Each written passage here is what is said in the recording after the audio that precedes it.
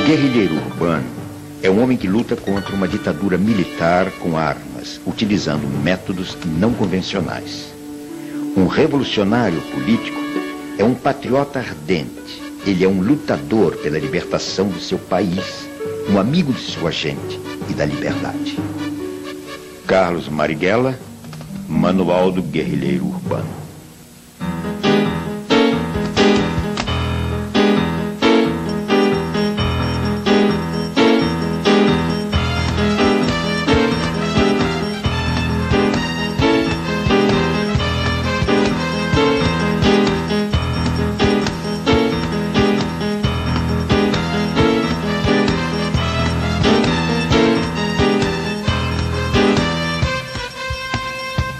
Poeta, estudioso, né? Rebelde, brincalhão, duro, coerente.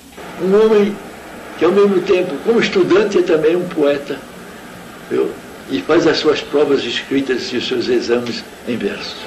Ele sabia viver a atualidade, sabia viver o companheirismo, sabia viver o partido, sabia viver politicamente, sabia viver também alegremente. Para mim, o Marighella é um modelo de homem. Tem até uma história tão engraçada dele, rapaz, o negócio dos óculos. Acho que eu vou contar. Você sabe que na cadeia, ele ficou com a visão afetada porque não tinha luz, né, na cela, e eles ficavam fazendo aquele artesanato lá, né? Então ele ficou com deficiência de visão. Quando ele saiu, ele teve que fazer óculos. E ele odiava os óculos. Não gostava. Mas não tinha jeito, né? Ele estava míope, etc. Então...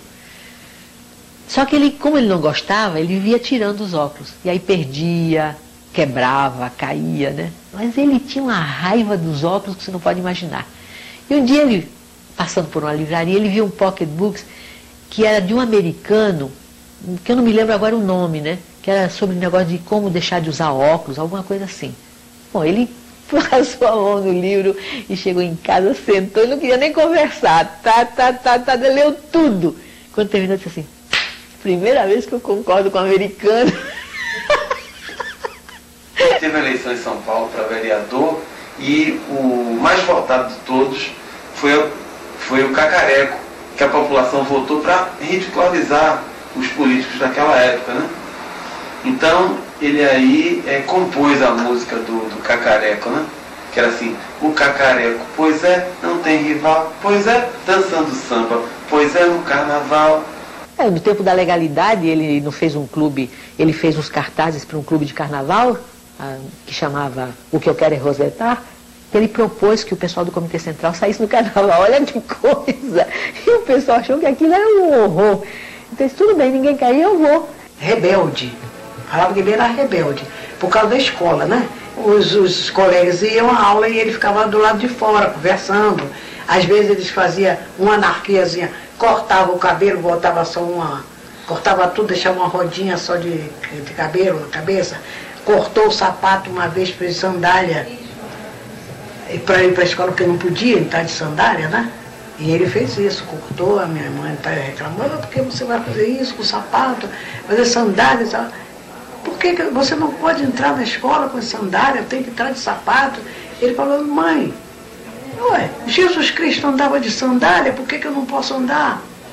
Eu morro de saudade, até hoje, de vez em quando eu ainda sonho com o Marighella, eu ouço a voz dele, eu vejo aquele gesto ridículo dele, com aquela peruca ridícula, atravessando a rua, correndo assim do carro, e a peruca balançando, os cabelos brancos dele aparecendo embaixo, e ele segurando aqui em cima aquela coisa. Eu falei assim, Preto, tira essa porra da cabeça, bicho, tu chama mais atenção com essa merda, essa peruca, do que se tivesse sem peruca com a tua cara de fora. Sinto uma saudade imensa de Marighella.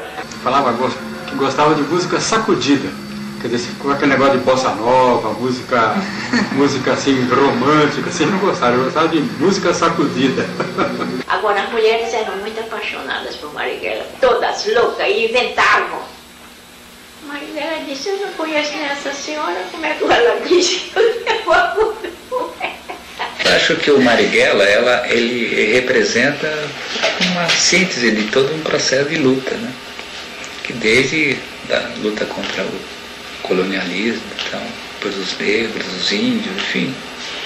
da classe operária e vem aí. Quer dizer, analisando a história, não é só feita de vitórias, também é feita de várias derrotas, mas essas derrotas ensinam. Nós não estávamos prontos para vencer, isso está claro, mas deixamos uma marca, um exemplo, enfim. Eu acho que é isso. Afinal de contas, quem é você, Marighella? Que dá sua vida por tudo isso. Quem é você? Ele dizia, quem sou eu? Um mulato baiano. Quem sou eu? Sou apenas um mulato baiano. Poucas imagens retratam a vida desse baiano que nasceu em Salvador em 5 de dezembro de 1911. Estudou engenharia sem concluir o curso. Fez serviço militar. Forjou-se rebelde na Rua do Desterro, número 9, onde nasceu, na Baixa do Sapateiro, onde viveu. Aderiu ao Partido Comunista em 1932. Ei, Brasil africano! Minha avó era negra alçá. Ela veio, foi da África, no navio negreiro. Meu pai veio, foi da Itália, operário imigrante. O Brasil é mestiço, mistura de índio, de negro, de branco.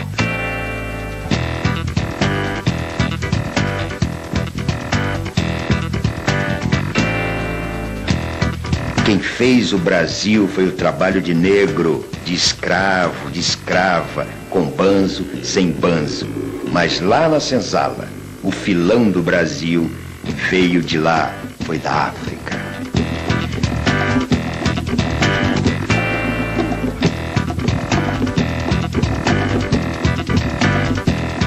O fracasso da insurreição comunista de novembro de 1935 levará à prisão o jovem militante Carlos Marighella no dia 1º de maio de 1936, aos 25 anos de idade.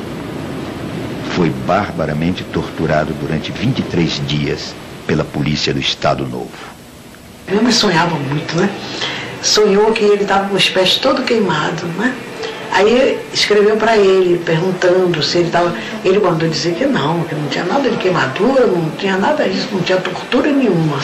Mas foi torturado muitas vezes, né? Aí a minha mãe, quando ele chegou lá em casa, que ele estava dormindo, a minha mãe ia olhar os pés dele, para ver, tinha marcas de queimadura mesmo. Aí minha mãe chorava tanto. Queimaram a planta dos pés dele, enfiaram agulhas debaixo das unhas, coisas terríveis. E ele resistiu a tudo. Ele era tipicamente o homem do partido. Da época. O que significa da época? São os homens da resistência francesa, sabe? São os dirigentes políticos comunistas da América Latina que, com a maior facilidade, davam a vida pelo povo. Esse era, não tinha... Era o tipo do homem da época, o quadro político comunista característico da época. É um sedutor de militantes, extremamente querido entre os militantes, né? E entre eles. Eu nunca ouvi falar de militantes que estivessem em choque com Marighella em toda a sua trajetória. Né?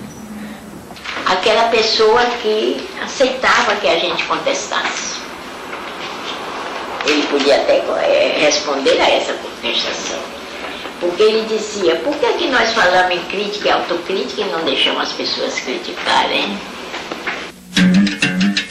A queda da ditadura de Vargas e o fim do Estado Novo levaram por um curto período o Partido Comunista à legalidade. Marighella será eleito deputado constituinte, onde foi um dos mais ativos parlamentares.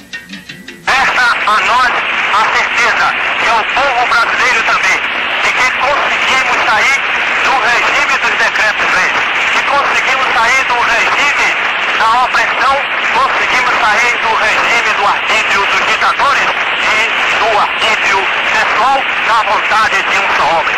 Resta agora que trabalhemos organizadamente, todos nós, o povo todo o proletariado, que os trabalhadores procurem organizar-se sindicalmente, que o Congresso Sindical dos Trabalhadores possa cumprir as suas finalidades e com uma Confederação Geral de Trabalhadores do Brasil possamos fazer com que esta Constituição foi votada numa Assembleia Constituinte cujos poderes emanaram do povo soberano. Possamos assim fazer com que ela seja cumprida e com que seja defendida intransigentemente por todos aqueles que compreendem que o que nos resta é marchar a passos largos para consolidar a democracia em nossa pátria. Muito obrigado, senhor deputado Carlos Marighella, cuja palavra acaba de ser irradiada para toda a nação brasileira no momento exato em que está sendo assinada a nova Carta Constitucional da República do Brasil. Quando ele saiu e foi eleito deputado federal, ele foi no parlamento um revolucionário. Ele usou o parlamento como trincheira de debate, que era a forma de agir naquele momento. Quando voltamos, encontramos um partido comunista legal, anistia, né? Pré-senador, 16 deputados, câmaras de vereadores com maioria de vereadores comunistas, como em Recife, como em Santos, como no Rio de Janeiro e tudo mais, e uma sede legal do Partido Comunista, né? Coisa muito diferente, né, que vamos encontrar. Então aí eu vou encontrar Marighella como um membro da direção, mas de maneira muito longínqua, porque ele está no parlamento, é aquele jovem parlamentar, viu, inteligente e criativo. Cumpri pena de 7 anos e meio de prisão durante o Estado Novo. Fui anistiado em 1945 e eleito deputado à Assembleia Constituinte como representante do Partido Comunista. Em 1948, fui expulso do parlamento juntamente com os demais membros da bancada comunista, quando já então a Constituição de 1945, elaborada com a participação dos comunistas, estava promulgada e desde o momento da cassação de nossos mandatos, também flagrantemente violada. O Partido Comunista é cassado e Marighella volta à clandestinidade. Será o responsável pelo setor de agitação e propaganda do partido.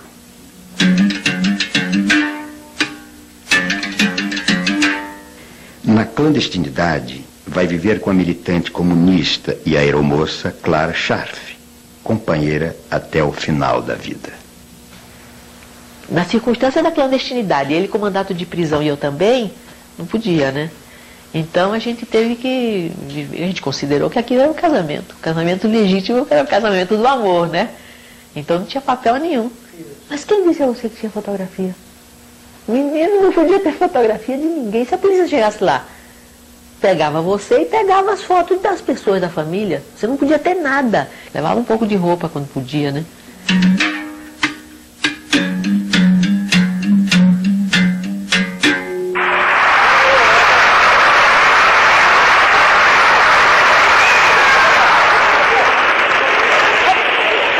Prometo manter, defender e cumprir a Constituição da República, observar as suas leis, promover o bem geral do Brasil, sustentar-lhe a união, a integridade e a independência.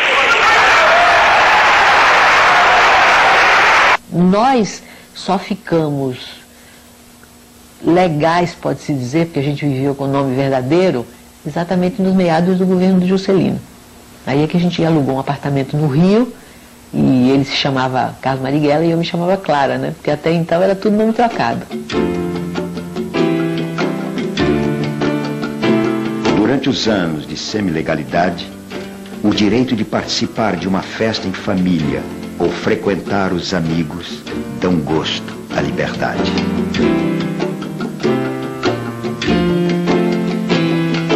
A desestalinização pega Marighella no contrapé. Fica surpreso com a denúncia dos crimes de Stalin. Ele chorou. Uma coisa que difícil de acreditar, né? Marighella chorando, né?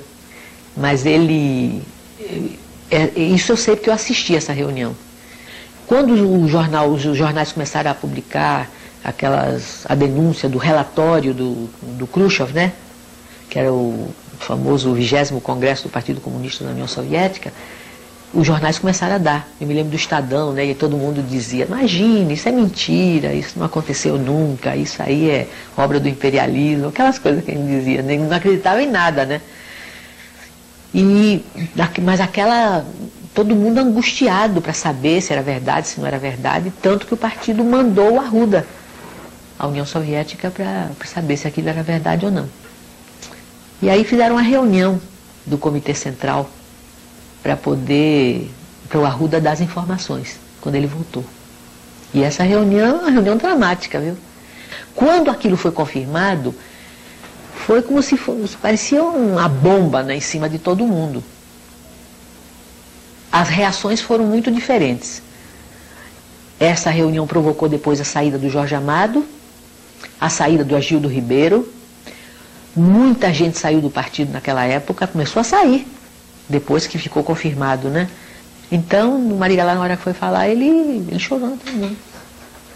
Todo mundo ficou... Até o Agildo veio conversar com ele, o Astrogildo, né?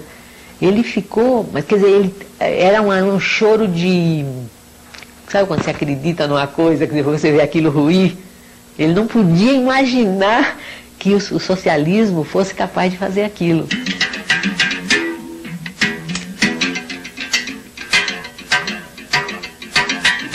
O PCB contava com o seu fortalecimento no quadro das forças que apoiavam Jango, o que lhe daria a recuperação do estatuto de partido legal, que ele ainda não conseguiu ser, e de aumentar, é claro, a sua influência, que naquele período, naquele momento, era grande no meio da esquerda, digamos, de inclinação mais revolucionária.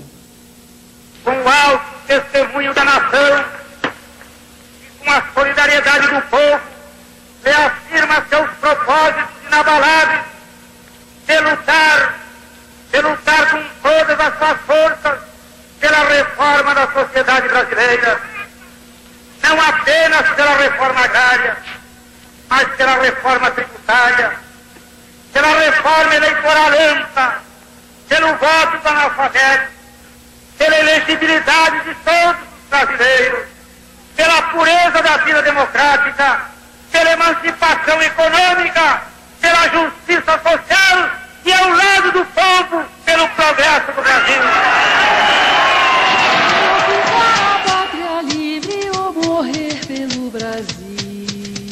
O golpe de 64 instalou-se no poder com a marca da maldade. Já no 1º de abril, primeiro dia do golpe, o dirigente camponês e ex-deputado constituinte pelo Partido Comunista, Gregório Bezerra, foi arrastado pelas ruas de Recife, humilhado, espancado e preso. Em maio de 64, policiais vão prender Marighella num cinema no Rio de Janeiro. Marighella resiste, reage. Recebe um tiro no peito. Quando é libertado, visita os jornais para denunciar a violência. Escreve o livro Por que Resisti à Prisão. Prega a resistência à ditadura. Os brasileiros estão diante de uma alternativa. Ou resistem à situação criada com o golpe de 1º de abril, ou se conformam com ela. O conformismo é a morte. Várias vezes ele me disse que a vida dele não tinha importância, que se ele morresse, a luta continuaria. E várias vezes ele me disse, eles não me pegaram vivo. E ele citava sempre o fato de que ele tinha, já, a primeira vez logo depois, ele insistia muito nisso, que a atitude que ele teve quando tentaram prender logo depois do golpe de Estado de 64, a atitude de tentativa de resistência à prisão, que ele quis dar ali um exemplo. E esse exemplo se dirigia aos seus companheiros do partido, que era preciso resistir à ditadura. Mas resistir, resistindo. Sou comunista. Sou dirigente comunista. Não abdicarei jamais de minha condição de comunista. Esse direito eu o tenho assegurado pela Constituição. Não há força humana que me possa afastar do ideal que abracei. É uma questão de convicção. Minhas ideias estão expostas em artigos e trabalhos escritos. São coisas públicas e legais, do conhecimento de todo o mundo. Obviamente, também da polícia.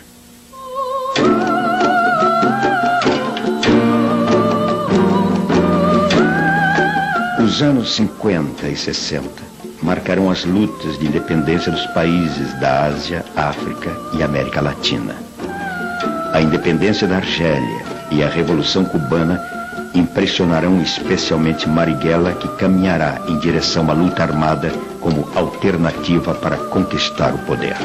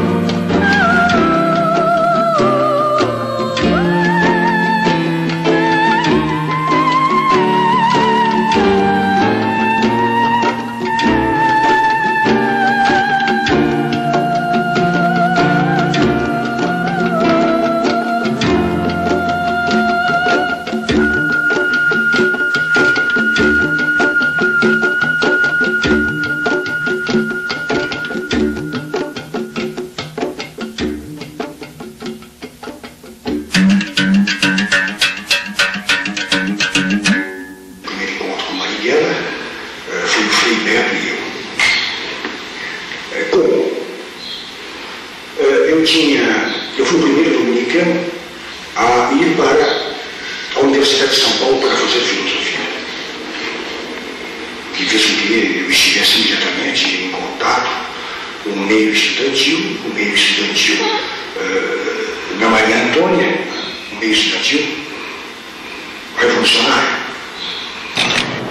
Que é uma época, inclusive, que o movimento operário foi fortemente reprimido em 64, e suas lideranças já eram muito conhecidas, a desestruturação do movimento operário foi muito forte. E o movimento estudantil ele se renova mais rapidamente, ele se aglutina mais rápido. Então a presença dos estudantes na década, principalmente para a segunda metade da década de 60, foi muito forte. Né? Isso não acontecia só no Brasil, mas toda a América Latina, a tal ponto que em 1968, na cidade de Medellín, na Colômbia, os bispos de toda a América, eles se encontram e vão decidir uma série de questões para a América Latina. E há um determinado trecho em que se diz que a violência ela pode ser uma saída depois de esgotadas todas as outras possibilidades.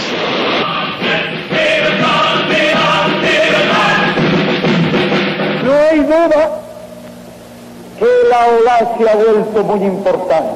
Nos encontramos sentados frente a Marighella, responsable acerca de la situación actual em seu país. Há várias organizações, agrupamentos, correntes e forças outras que defendem uma posição revolucionária, que estão dispostas a ir à luta armada, que têm a convicção de que o caminho brasileiro para a salvação de nosso povo é a luta armada e que podem realizá-la. O que é necessário é passar a ação, fazer com que essas forças se coordenem no mesmo sentido e que passem ao desencadeamento da luta, que se preparem, que vão, portanto, à área rural, que é onde nós podemos no Brasil desenvolver a luta, que pode ser apoiada pelos trabalhadores, por todo o povo dentro das áreas urbanas e, nesse sentido, marchar para conseguir a vitória, que no Brasil só podemos conseguir realmente se juntarmos esse nosso esforço ao esforço de todos os outros povos latino-americanos. Y nuestro saludo a los que en Vietnam, o en Venezuela, o en Guatemala, o en Colombia, o en Bolivia luchan con las armas en la mano, invencibles contra los imperialistas. Nous savions qu'il y avait un communiste dissident qui voulait la lutte armée sur une base à peu près voisine de la nôtre. Le Che m'avait demandé d'aller voir Marighella à San Paolo, parce qu'on avait entendu parler de cet homme intéressant, voilà, qu'on ne connaissait pas, mais avec qui il fallait prendre contact. Et comme j'étais déjà allé au Brésil, voilà, j'avais quelques contacts pour le voir, mais enfin j'étais fait prisonnier, ça n'a pas pu se faire. Volta de Cuba, da Conferência da URSS e o Comitê Central se transforma no tribunal contra ele. Os elementos mais próximos dele, somos muito poucos, né? Os 6 a 7, né? Defendemos Marighella de maneira muito ardente, né? Mas ele é afastado do Comitê Central, né? Sem ser afastado do partido. Né? E nesse momento ele já prepara a luta armada numa organização independente. Inicialmente ele colocou a Clara na minha casa, na nossa casa, né? A Clara. E depois, posteriormente, eu aluguei um apartamento na Martim Francisco, onde também ele ficava sozinho, né? E às vezes eu ia pegá-lo e eu levava até a minha casa, que era na São Vicente de Paula, onde eu morava com minha mulher, minha filha, o outro apartamento era só um aparelho, né? Às vezes eu levava minha mulher, minha irmã, coisa assim, para o porteiro de noite pensar que era apartamento de viração, porque senão ficava um homem entra e sai sozinho, fica um negócio meio apartamento pequeno, sabe? Era quarto, sala, né? Eu não sei, ele usava uma peruca simplesmente horrível, né? Ele pegou uma peruca de mulher, cortou, né? Quer dizer, de noite não dava para ver, mas de dia realmente era Foi a sua apesar de que ele andava mais, era de noite mesmo, né? Só fazia os pontos andando, né?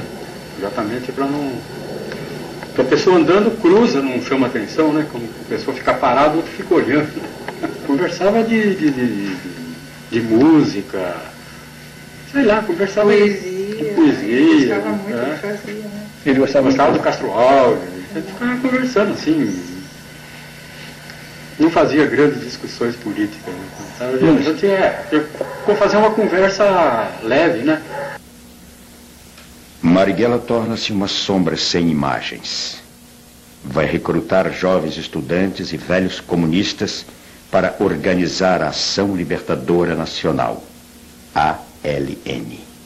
Da minha geração que pegou em armas foi fundamentalmente uma luta contra a tirania, contra a ditadura pelas liberdades democráticas. Esse foi o grande fator de unidade do processo. Tanto assim, eu, por exemplo, nunca fui comunista. Claro que nós estudávamos, líamos o Marx, Engels, todos os Guerra, enfim, Ho Chi Minh, tudo que podia ser. Che Guevara foi um grande inspirador, né, da maioria dos companheiros nossos, né? Mas não havia, por exemplo, o nosso grupo não tinha uma formação, não foi uma dissidência do Partido Comunista como foi o Marighella, né? Olha, o grande embate da esquerda na época, as grandes diferenças, né, das organizações, estava exatamente nessa questão estratégica. Alguns acreditavam que o momento era para uma revolução socialista e outros acreditavam que o momento era de libertação nacional, mais nacionalista, com a possibilidade de integração, né, de forças anti-imperialistas, nacionalistas e antiditaduras. E a IENE acreditava nisso, a Marighella acreditava nisso, nós também. Em 67, 68 a gente já está em alguma atuação política, crítica à ditadura, mas vai ser mais 68, início de 69 que vai ter a ligação com o Marighella. Primeiro foi Oswaldo, depois Oswaldo e Beto entraram em contato com, eu acho que chamavam ele na época de Menezes.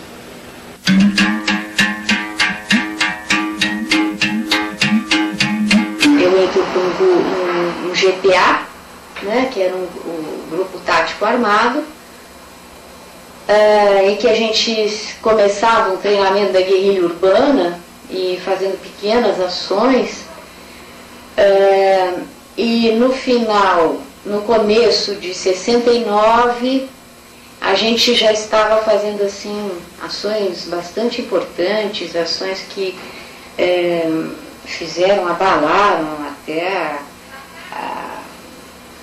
enfim, a situação política, né? Que ações, por exemplo? Bom, então, além de expropriações, a ação da Rádio Nacional.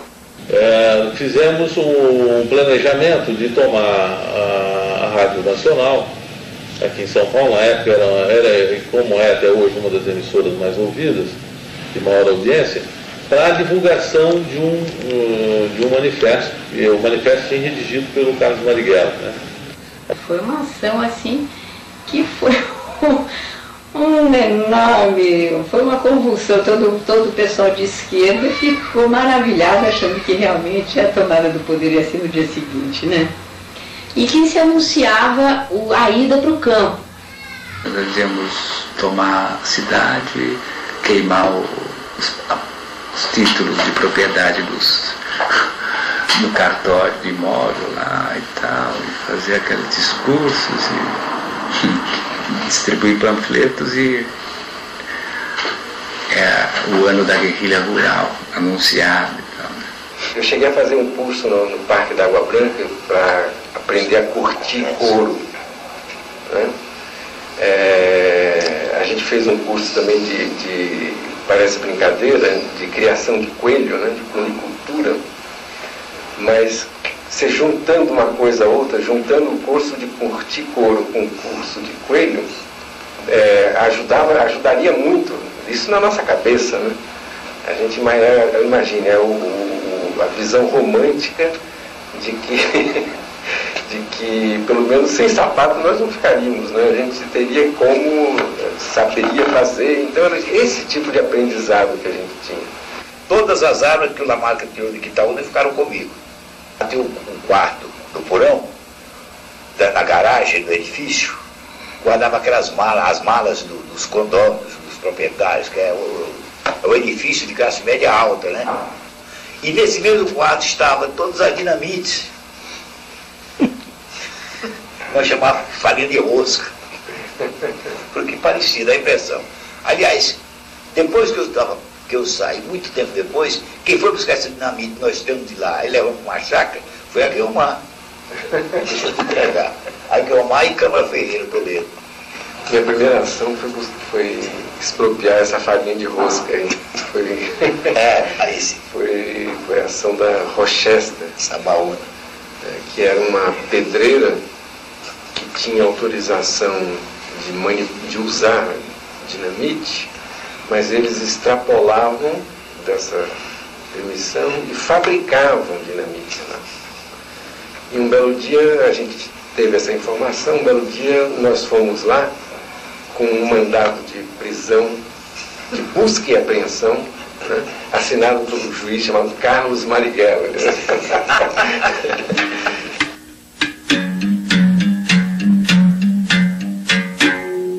Ele foi capturado, ele não foi sequestrado. Né? Sequestro é outro tipo de crime, é um crime comum. Né? O que nós fizemos ali com ele nós capturamos o embaixador de um país aliado e até mais do que aliado de uma ditadura que oprimia a gente. Então nós não participamos do sequestro. E por necessidade militar da ação, nós o capturamos embaixo, no Botafogo, subimos logo em seguida um morro na Tijuca, né, para poder fazer a mudança de carro. E lá em cima ainda estava se construindo, tinha muita mata ainda, tal. Lá em cima ele ficou preocupado em ser assassinado, em morrer ali. E teve uma reação que foi a pior possível, que foi a de tentar desarmar um companheiro que estava do lado dele, que era o Virgílio. Estava eu e o Virgílio imobilizando ele, né? Ele segurou na arma do Virgílio e começou a se engalfinhar ali, e o desfecho daquilo não ia ser boa coisa, eu raciocinei. Podia ter um tiro acidental ali, lógico, né? Que é frequente nesse tipo de situação. Então eu tive que dar uma coronhada nele para que ele caísse na real, pusesse o pé no chão, né? E eu fiz isso, eu dei essa coronhada nele, ele Na hora ele parou e percebeu e aí a ação se desenvolveu naturalmente. Pois bem, na casa ele me pediu desculpa por ele ter tido aquela reação. É que ele não sabia que nós éramos o grupo que ele estava constatando ser.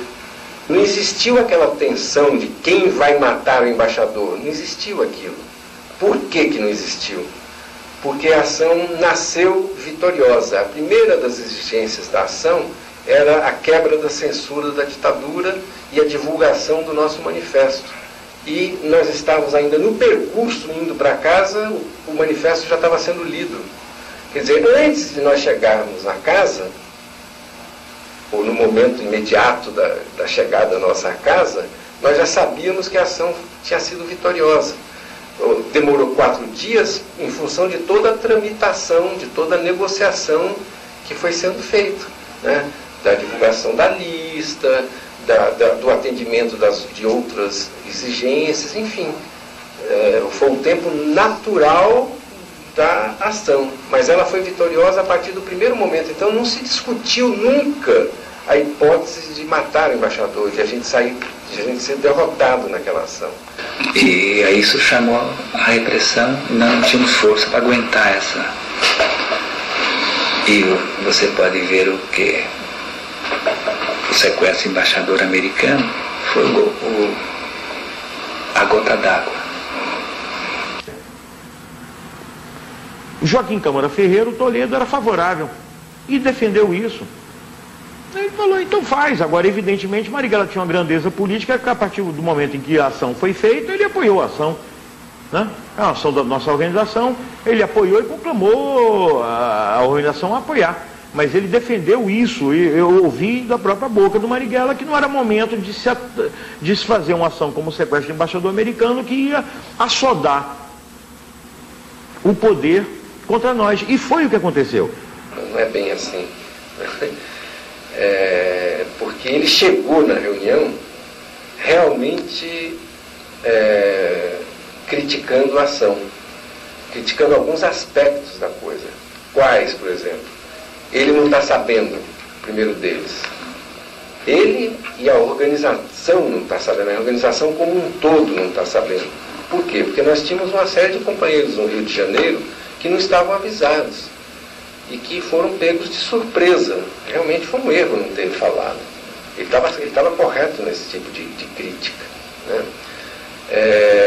Então a crítica dele era parcial. E outra, a importância da ação, e ele também como comandante não está sabendo. Mas aí nós argumentamos com uma única coisa, nós argumentamos com Carlos Marighella, né? Nós falamos, olha, ninguém precisa pedir licença, ninguém para fazer um ato revolucionário, né? E aí, que é uma máxima dele, né? E na hora ele concordou realmente. Ele fez uma série de críticas, né, ao processo e uma visão que tinha que tirar a organização da cidade, né? Tinha que ir para aquilo que era a proposta, que eram os focos insurrecionais, né, no campo, e ao mesmo tempo voltar a organização para a luta operária, para a luta estudantil, né? Ele até reestruturou, né? Eu lembro que nesse momento ele me deu uma incumbência que era a organização operária, né? Ele colocava muita esperança nos quadros que estavam sendo treinados fora, né?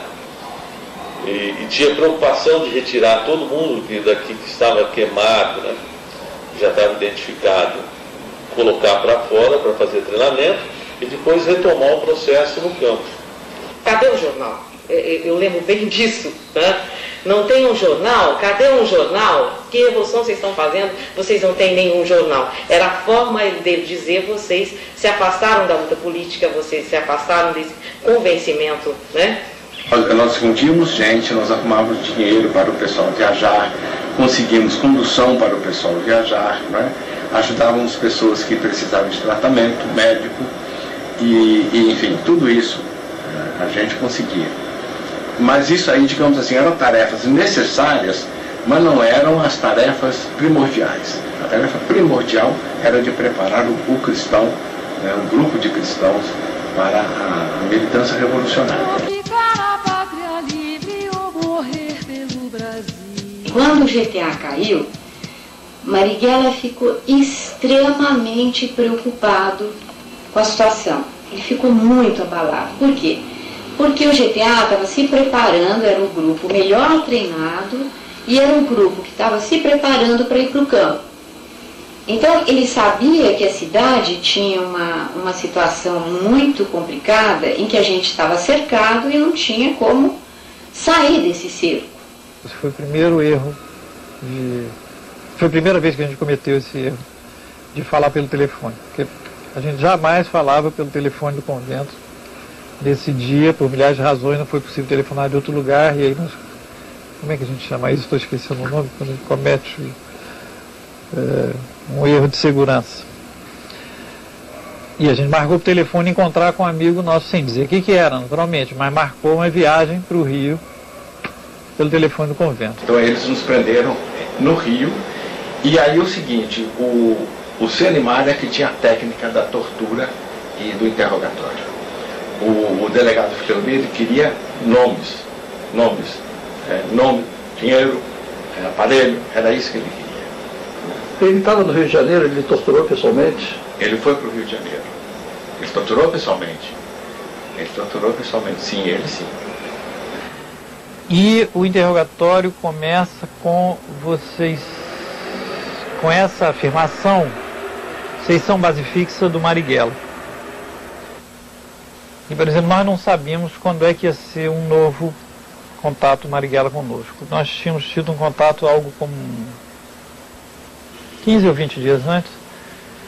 Portanto, não era esperável tão cedo um novo contato, que em geral demorava algo como um mês. Não era regular, não tinha regularidade, mas era em torno de um mês. E eles repetiam muito que, mas vocês vão ter contato proximamente, né? Não, vocês vão ter contato proximamente, porque ele está muito perseguido, está muito acuado, vai procurar vocês, vai precisar de vocês.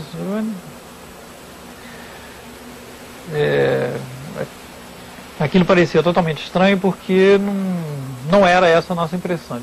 Como é que eles sabem disso? Mas isso, na hora, eu tenho a impressão que parecia, na hora, como fazendo parte do interrogatório normal.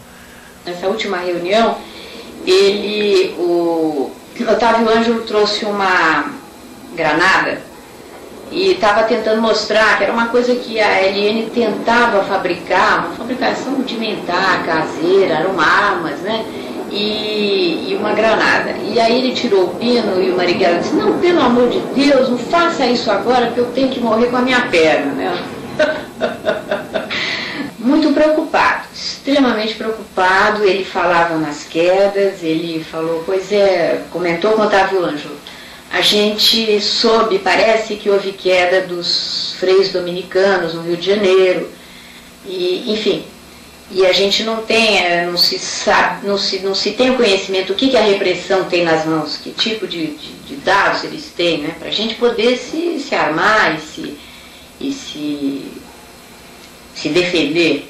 Eu tenho convicção que ele sabia que não quis sair. Eu não estou dizendo que ele foi para o ponto certo que caía. Não, ele foi para o ponto acreditando, para aquele ponto que os dominicanos estavam, que aqueles dominicanos não tinham caído.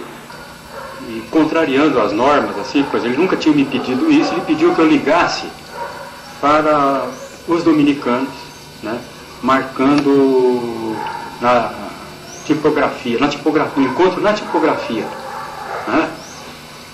E aí quando foi à tarde eu liguei, marcando o encontro, foi um encontro, né? E você não sentiu nada de normal, né? Pois é, ele perguntou para mim, ele então insistiu nisso, ele falou, você pergunta se está tudo bem, né? Eu telefonei, reconheci a voz do Frei Fernando, né? Aí eu ainda perguntei, está tudo bem? Ele falou, está tudo bem. Então... Eu não fui o herói, eu não fui o santo, eu não fui o mártir, eu falei, eu não aguentei na tortura, falei, como a maioria das pessoas falam, né? Agora, o que para mim pessoalmente é convicção, é de que não fui eu que fui o primeiro a falar. Para mim, eu não fui o primeiro a falar. Eu acho muita coisa já apareceu, né? de pessoas que fizeram esse elo de ligação, mas eu acho que ainda falta elementos. Quer dizer, às 8 horas, então, ele teria o ponto com os trens. Eu cheguei um pouco antes, cheguei 8h20, aí até fui tomar um chopp, né? Estava uma noite quente, né, novembro, tomar um chopp, aí que eu vi uma movimentação na Alameda Casa Branca, sabe? Uma movimentação bastante esquisita. Aí eu fui subindo a Alameda Casa Branca, e aí tinha um policial atrás de uma árvore, né? Até eu falei, o que está acontecendo aqui? Ele falou, não, pode voltar, isso aqui é terrorista que está tendo um tiroteio com terroristas que estão escondidos num prédio em construção.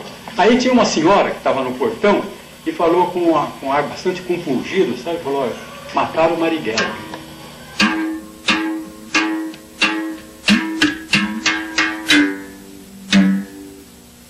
É preciso não ter medo. É preciso ter a coragem de dizer. Há os que têm vocação para escravo, mas há os escravos que se revoltam contra a escravidão. Não ficar de joelhos, que não é racional renunciar a ser livre. Mesmo os escravos, por vocação, devem ser obrigados a ser livres quando as algemas forem quebradas. É preciso não ter medo. É preciso ter a coragem de dizer. O homem deve ser livre. O amor, que não se detém ante nenhum obstáculo, e pode mesmo existir até quando não se é livre. E, no entanto, ele é em si mesmo a expressão mais elevada do que houver de mais livre em todas as gamas do humano sentimento. É preciso não ter medo. É preciso ter a coragem de dizer.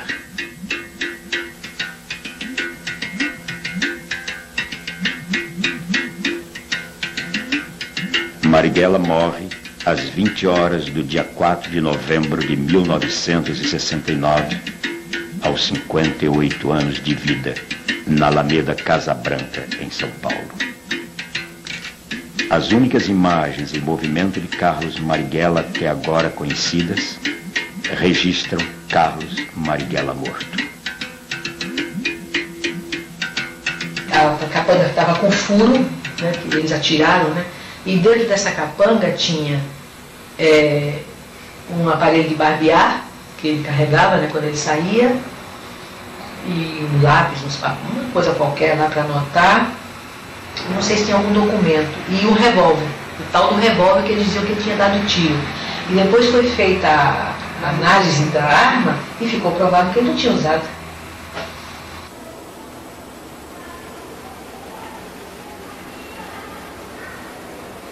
Algo como um poço sem fundo, né? A minha sensação, né? Assim, falando emocionalmente, era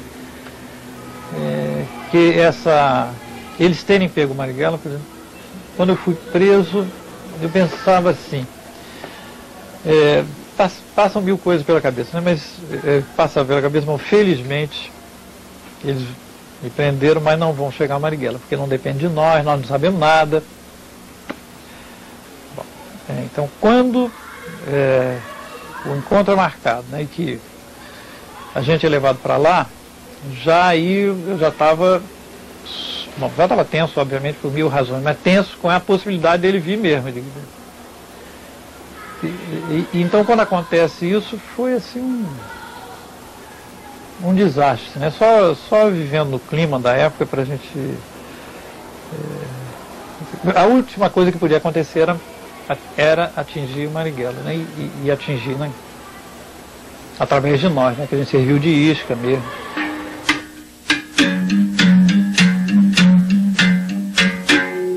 A repressão já estava, em 69 a repressão já está mais sofisticada, já está com o serviço de inteligência melhor, quer dizer, violenta, absolutamente violenta, como é óbvio, mas ao mesmo tempo com o serviço de inteligência mais desenvolvido, orientada pelas escolas, se podemos chamar desta maneira, dos Estados Unidos, escolas de repressão e tortura dos Estados Unidos, porque às vezes a gente esquece isso, né? Que a tortura nem é um fenômeno brasileiro. A tortura vem a orientação e o serviço de inteligência dos Estados Unidos, da Inglaterra, da Alemanha e de Israel.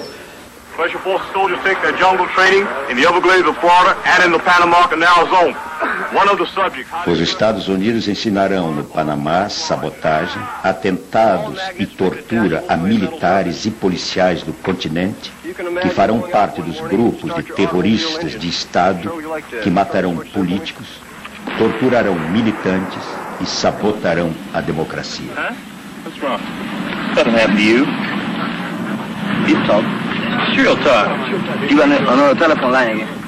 A tortura, ela não é só, ela é moral também, porque eles xingam você de tudo quanto é nome, eles vão dizendo um monte de coisa, eles tentam desestruturar você. Através da tortura física, através do interrogatório, 10 pessoas fazendo perguntas ao mesmo tempo, você não sabe com quem falar, né? E ao mesmo tempo você está levando socos, pontapés, etc.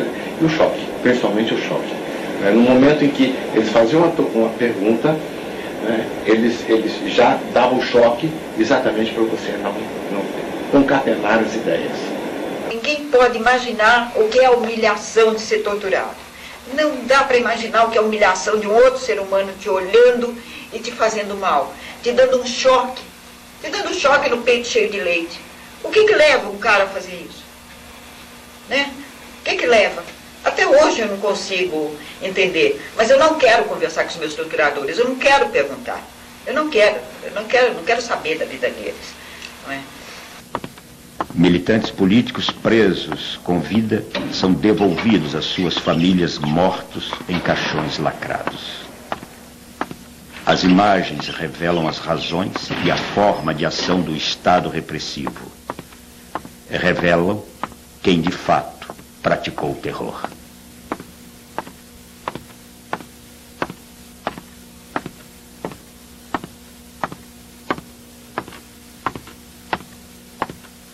A acusação que faziam a nós, que nós éramos inocentes úteis, dentro daqueles velhos comunistas que nos usavam. Na realidade, muito pelo contrário, porque Marighella estava sempre na linha de frente, né, e demonstrou isso cabalmente. E quem realmente foi inocente útil, que fez o jogo, né, do imperialismo norte-americano, foram os militares que aderiram ao golpe. Quer dizer, nós não, nós sempre...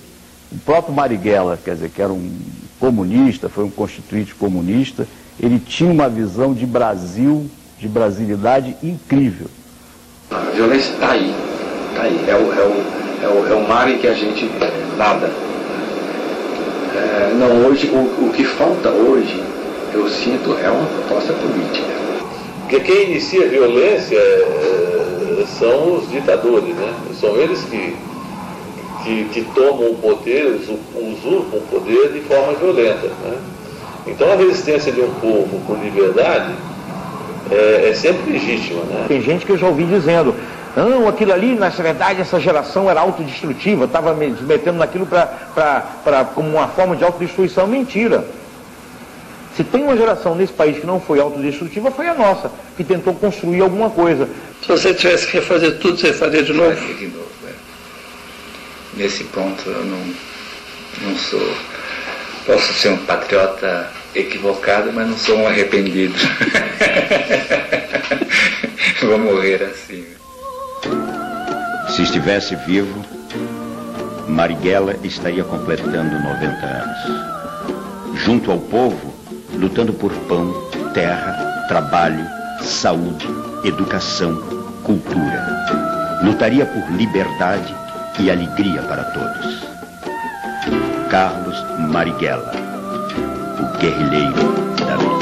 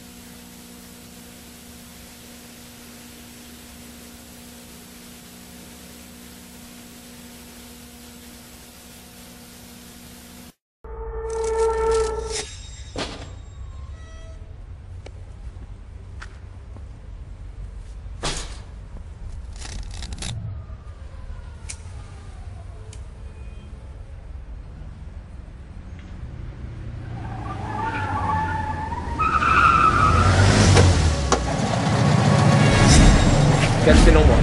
Quieto. Quieto, quieto. Entra, cara.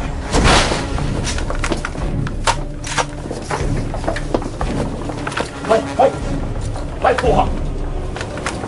Quieto, filho da puta. Não, peraí. Ajoelha, caralho. Está no ar a Rádio Libertadora. Atenção, está no ar a Rádio Libertadora. Atenção. Temos presente em nossos estúdios Carlos Marighella. Carlos Marighella. Esta mensagem é para os operários de São Paulo, da Guanabara, Minas Gerais, Bahia, Pernambuco, Rio Grande do Sul, incluindo os trabalhadores do interior, para criar o núcleo do Exército de Libertação. Carlos Marighella. Carlos Marighella. O poder pertence ao povo. Carlos Marighella. Nosso lema é unir as forças revolucionárias. Qualquer parte do Brasil, para os patriotas de toda parte. Carlos Marighella. Podem surgir dos bairros, das ruas, dos conjuntos residenciais, das favelas, mucambos, malocas e alagados. O desejo de todo revolucionário é fazer a revolução. Cada patriota deve saber manejar sua arma de fogo. Carlos Marighella. Aumentar sua resistência física. Carlos Marighella. O principal meio para destruir seus inimigos é aprender a atirar. Carlos Marighella. Carlos Marighella, atenção, atenção, atenção. Apostos para o seu general, 1000 faces de um homem leal. Vamos, apostos para o seu general, 1000 faces de um homem leal. Protetor das multidões, encarnações de célebres malandros, de cérebros brilhantes reuniram-se no céu. E o destino de um fiel seu, sabe que Deus quer consumado. É o que é, assim foi escrito. Marte o mito, um maldito sonhador, bandido da minha cor, um novo Messias. Se o povo dormia ou não, se poucos sabiam ler, iam morrer em vão, lese louco sem saber. Coisas do Brasil, super-herói mulato, defensor dos fracos, assaltante nato. Ouçam, é foto e é fato, há planos cruéis, tramam 30 fariseus contra Moisés, moro. Marighella. Reaja ao revés, seja alvo de inveja, irmão. Esquinas revela a sina de um rebelde, ó meu. Ousou lutar, amou a raça, honrou a causa que adotou. O aplauso é pra poucos. Revolução no Brasil tem um nome. Veja um homem, sei que é ser um homem também. A imagem, o gesto, lutar por amor. E de gesto como sequestro do embaixador. O resto é flor, sem ter festa eu vou e eu peço. Leio meus versos e o protesto é show. Presta atenção que o sucesso em excesso é cão que se habilita a lutar. A fome grita horrível a todo ouvido insensível que evita escutar. Acredita lutar, quanto custa lidar. A cidade chama a vida, quis vai por quem ama, quem clama por socorro. Quem ouvirá, crianças, velhos e cachorros sem temor. Clara, meu eterno amor, sara minhas dores. Pra não dizer que eu não falei das flores da Bahia, de São Salvador, Brasil. Capoeira mata um, mata mil, porque me fez água como um cão, sábio como um monge, arte reflexo. De longe homem complexo, sim, confesso que iria ver Davi matar Golias. Nos trevos e cancelas, becos e vielas, guetos e favelas. Quero ver você trocar de igual sobre os degraus, precipícios e vida difícil, o povo feliz. Quem samba fica, quem não samba, camba. Chegou, salve geral da mansão dos bambá. Não se faz revolução sem um fura na mão. Sem justiça não há paz, é escravidão. Revolução no Brasil tem um nome. Carlos Marighella. Apostos para o seu general, 1000 faces de um homem leal. Vamos, apostos para o seu general, 1000 faces de um homem leal. Marighella, essa noite São Paulo, o anjo vai morrer por mim e por você, por ter coragem de dizer. Todos nós devemos nos preparar para combater. É o momento de trabalhar pela base, mais e mais pela base. Chamemos os nossos amigos mais dispostos, tenhamos decisão, mesmo que seja enfrentando a morte, porque para viver com dignidade, para conquistar o poder para o povo, para viver em liberdade, construir o socialismo, o progresso, vale mais a disposição. Cada um deve aprender a lutar em sua defesa pessoal, aumentar sua resistência física, subir ou descer por escarpas e barrancos. À medida que se for organizando a luta revolucionária, a luta armada, a luta de guerrilhas, que já venha com a sua arma. Atenção, atenção, atenção, atenção, atenção, atenção, atenção. Muito obrigado, Marighella, pela sua participação. Carlos Marighella. Muito obrigado, Carlos Marighella. Carlos Marighella. Carlos Marighella.